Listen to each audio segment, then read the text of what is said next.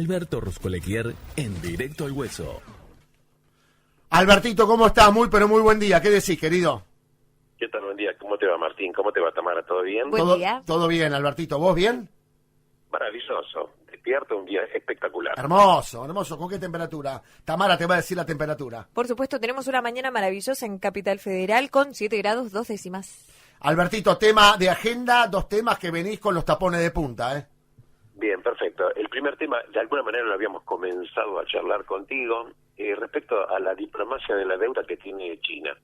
Pues es que China, si lo podemos analizar, tuvo dos en los últimos años, tuvo dos políticas en relaciones exteriores. Cuando estaba el anterior presidente de China, existía lo que era Deng Xiaoping, existía la diplomacia del panda. ¿Qué era esta diplomacia? Era una diplomacia que estaba caracterizada por la prudencia, por la no confrontación. Ahora, esta política cambió desde que está en el poder Xi Jinping, que es el actual presidente de China. Y como dicen algunos analistas, tiene una diplomacia dual. ¿Por qué dice que China tiene una diplomacia dual? Porque por un lado está la diplomacia de los lobos, que está ejercida por personas jóvenes que tienen el servicio exterior de China, que tienen un perfil totalmente agresivo. Pero totalmente frente a la diplomacia de los lobos está la diplomacia de la deuda, que consiste en dar préstamos de todo tipo a ciertos países que tengan recursos importantes y necesarios para la República de China, y que finalmente los préstamos no van a poder ser pagados en muchos casos. Caso, por ejemplo, el de Sri Lanka, donde el régimen de China llevó al colapso a este país, lo llevó al colapso. En su momento, en el año 2017, le había dado un préstamo de $200 millones. Sí. Luego también China realizó inversiones para construir un puerto de aguas profundas, concretamente en el puerto de Hambantota, y también en un aeropuerto internacional. Vos que conocés todos los países, ¿conocés Sri Lanka? No. No, estuve en India, pero no en Sri Lanka, Bien, puntualmente. bien. Sri Lanka anteriormente se llamaba Ceilán, es un país insular. ¿Ok? ¿Te acordás que el famoso té de Ceilán después cambió de cuando estaba colonizado? Sí, me acuerdo. Tailandia. Sí. Después cambió de nombre, se denomina Sri Lanka. Lo concreto es que estos emprendimientos no generaron los suficientes ingresos y la deuda con el régimen chino alcanzó el año pasado $1.700 millones. Esto provocó la caída del gobierno, una crisis política enorme. Finalmente, te lo comento cómo terminó, el gigante asiático se quedó con el puerto por 99 años, se queda con los recursos finalmente. Ahora veamos un poquitito la situación en la República Argentina. La verdad que la situación en la República Argentina también la podemos ver en esta diplomacia de la deuda que nadie sabe exactamente cuánto se está pagando, porque son acuerdos secretos. Se calcula que están entre un 7 y el 9%, o sea, el doble de interés que la Argentina paga por el Fondo Monetario Internacional, a pesar de que acá lo único que putean es contra el Fondo Monetario Internacional, cuando por China se sigue endeudando hasta las manos la República Argentina y con una tasa de interés que es el doble, una tasa obviamente que está por encima sobre la tasa de interés del Fondo Monetario. Pero te comento esto porque independientemente de otros avatares, la verdad que China quiere construir un puerto en la provincia de Tierra del Fuego, y precisamente el gobernador de Tierra del Fuego, que es Gustavo Melelia, firmó una autorización para construir la base multipropósito china en aquella provincia.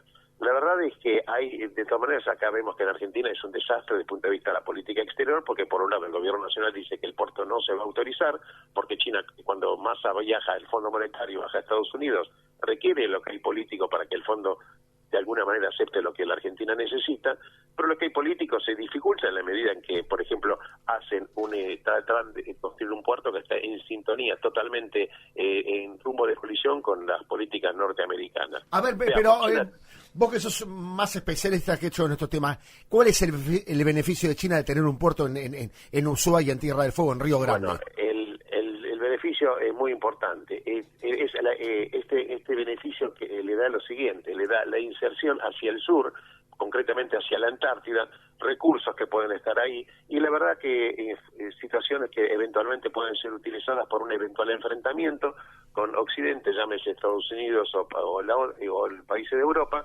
porque también son utilizados por informaciones y bases de espías. Concretamente, esto es lo que sucedió, por ejemplo, en lo que se denomina en la provincia de Neuquén. Recordemos que en la provincia de Neuquén hay una base espacial china, digámoslo con toda la letra, en la zona de Bajada del Agrio, que además de ser una violación de la soberanía nacional, en realidad hay un interrogante: ¿cuáles son los objetivos? porque la verdad que esta base espacial china depende de la Agencia, de Control General de Seguimiento y Lanzamiento de Satélites, que es dirigida por el Ejército de China. Esto motivó las inquietudes de la OTAN, las inquietudes de Estados Unidos. Así que incluso, ¿te acordás de esos globos chinos que sobrevolaron hace poco a Canadá, Estados Unidos y Colombia? Sí. Entonces, aparentemente la información tenía un enlace de comunicación, estos globos, también con esta base espacial que está en Neuquén, en la República Argentina. Esto no es un dato menor, porque la verdad es que aparentemente vemos que China trata el gobierno argentino trata de vender a China como El Salvador, pero China, cuando vos analizás cuál es la política de la deuda, lo termina reventando a todos los países, y la verdad que primero te da la zanahoria y después te viene con el palo. Porque la verdad que, como dijo Winston Churchill, la diplomacia es el arte de enviar a las personas al infierno de tal manera que ellos mismos te soliciten la dirección. Está muy bien. ¿Te gustó? Sí, me encantó, sí.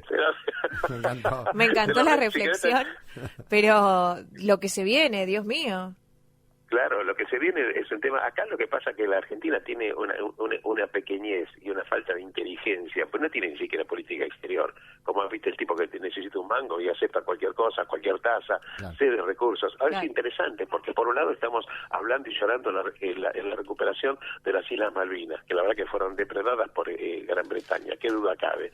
Pero de todas maneras, cuando pasan estas cosas en Neuquén, que los argentinos, ni el gobierno argentino tiene acceso a la base de China, manejado por el ejército de China, eso no es haber entregado soberanía. El puerto de Tierra del Fuego que se pretende construir, que también puede significar un problema terrible. Así que la verdad que, por un lado, la verdad que los argentinos nunca perdemos la oportunidad de perder la oportunidad. Te repito, la diplomacia es el arte de enviar a las personas al infierno, de tal manera que ellos mismos te soliciten la dirección. Está muy bien. Bien. Está perfecto. Segundo tema, que me parece muy importante, que la gente prácticamente de esto no se ha hablado nada, salió en el exterior, incluso un artículo que publicó un amigo mío, Luciano Mondino, un argentino que está haciendo el doctorado en Madrid, está haciendo el doctorado en España concretamente, sí, que yo tuve el gusto de entrevistarlo en varias oportunidades, acerca, y él denuncia, y además datos que están totalmente confirmados, el involucramiento que tiene Irán aquí en América Latina y lo que está pasando en Argentina. En América Latina, bueno, vos sabés que el presidente de Irán, concretamente Ebrahim Raisi, está comenzando una gira por las dictaduras de Cuba, de Nicaragua y de Venezuela. Y la verdad que vemos que Venezuela también se constituyó en la cabeza de playa de Irán en América Latina. Recordemos el involucramiento que tuvo Irán en los atentados de la AMIA en el 18 de julio de 1994, 85 muertos, centenares de heridos, y también en la voladura de la Embajada de Israel en la República Argentina. Esto es que sucedió el 17 de marzo de 1992, con 22 muertos.